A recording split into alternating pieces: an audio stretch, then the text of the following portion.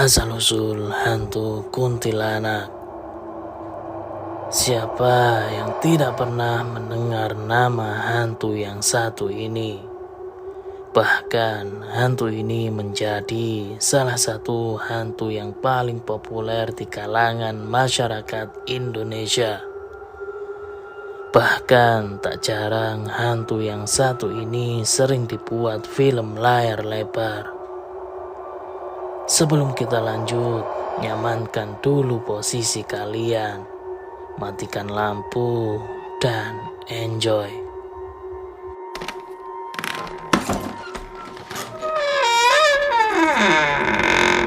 Edwin Jenner.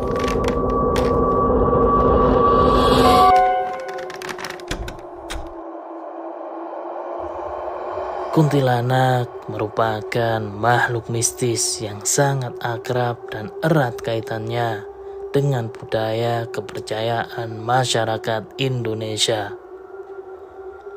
Kuntilanak sering digambarkan sebagai sosok perempuan yang mengenakan pakaian panjang seperti jubah berwarna putih dengan rambut panjang yang terurai.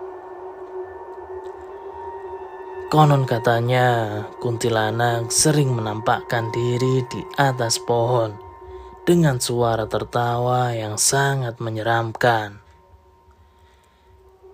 Asal-usul hantu kuntilanak adalah bagian dari mitologi dan cerita rakyat Indonesia, terutama dalam budaya Jawa dan Melayu.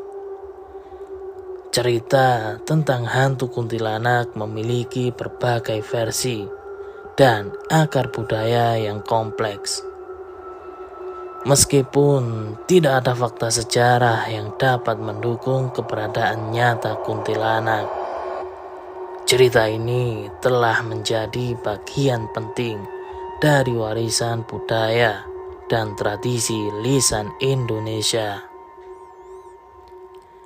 Versi pertama, salah satu versi cerita asal-usul kuntilanak yang populer adalah berkaitan dengan tokoh legendaris bernama Kuntilanak atau juga dikenal sebagai Sundel Bolong.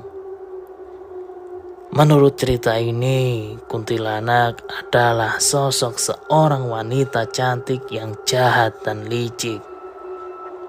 Ia melakukan sihir hitam dan bersekutu dengan kekuatan gelap untuk mencapai keinginannya.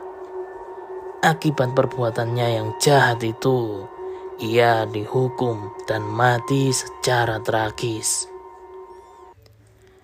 Setelah kematiannya, rohnya berubah menjadi hantu kuntilanak yang mengerikan.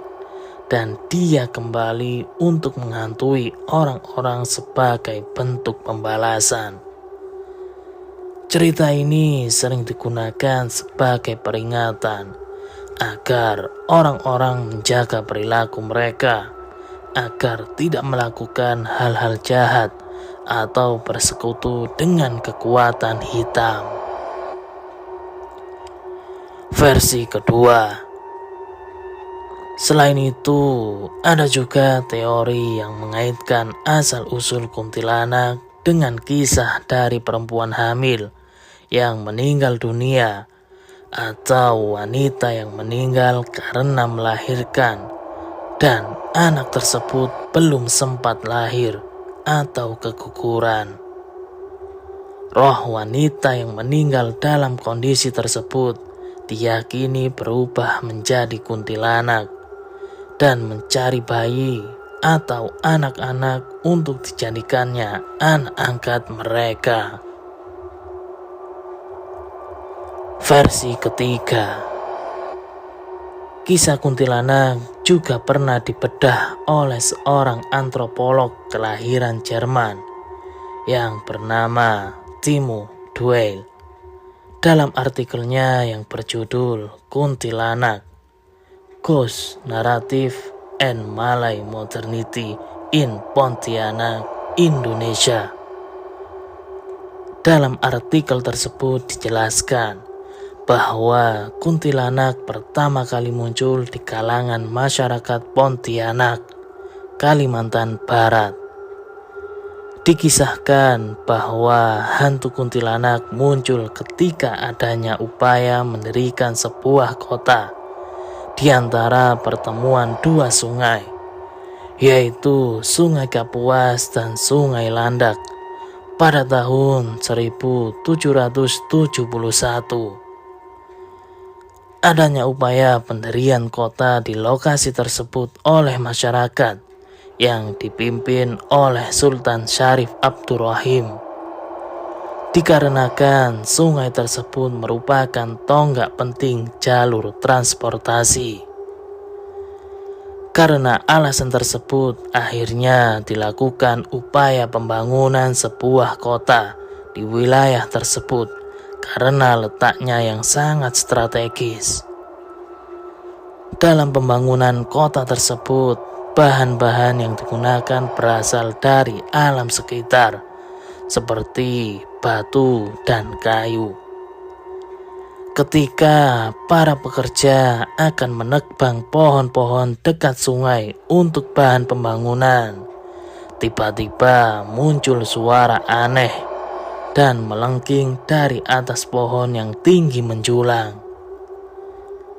Adanya suara-suara tersebut kemudian membuat para pekerja ketakutan dan berlarian menjauhi sumber suara tersebut. Tidak hanya para pekerja yang diganggu oleh kuntilanak, para masyarakat biasa dan para nelayan pun menjadi sasaran gangguan dari kuntilanak. Konon, informasi tentang adanya hantu kuntilanak yang kerap mengganggu pekerja dan orang-orang yang sedang berlayar di sungai kemudian sampai ke telinga Sultan Syarif Abdurrahim. Kemudian Sultan Syarif Abdurrahim bersama pengikutnya memutuskan untuk mengusir kuntilanak karena dianggap sebagai roh jahat yang mengganggu masyarakat. Masyarakat setempat bersama Sultan Syarif Abdurrahim kemudian menyiapkan meriam untuk merangi kuntilanak. Singkatnya, setelah ditembaki oleh masyarakat dengan meriam, akhirnya kuntilanak pergi menjauh dari lokasi baru dan berlari ke arah pedalaman. Setelah kuntilanak berhasil diusir, pohon tempat hantu itu berdiam kemudian ditebang dan digunakan untuk membangun masjid agung dan bangunan lainnya. Berdasarkan peristiwa serangan kuntilanak yang terjadi selama pembangunan, akhirnya kota tersebut diberi nama Pontianak. Kota Pontianak sendiri berasal dari bahasa Melayu, yaitu Ponti, yang berarti pohon tinggi. Asal kata ini berkaitan erat dengan kondisi alam di sekitar Sungai Kapuas dan Landak yang jadi cikal bakal kota Pontianak. Sebagai cerita rakyat dan mitos, cerita tentang asal-usul kuntilanak mungkin berbeda-beda, tergantung pada daerah atau budaya yang menyampaikannya. Tetapi dalam semua versi, hantu kuntilanak tetap menjadi salah satu ikon horor paling terkenal dan menakutkan di Indonesia.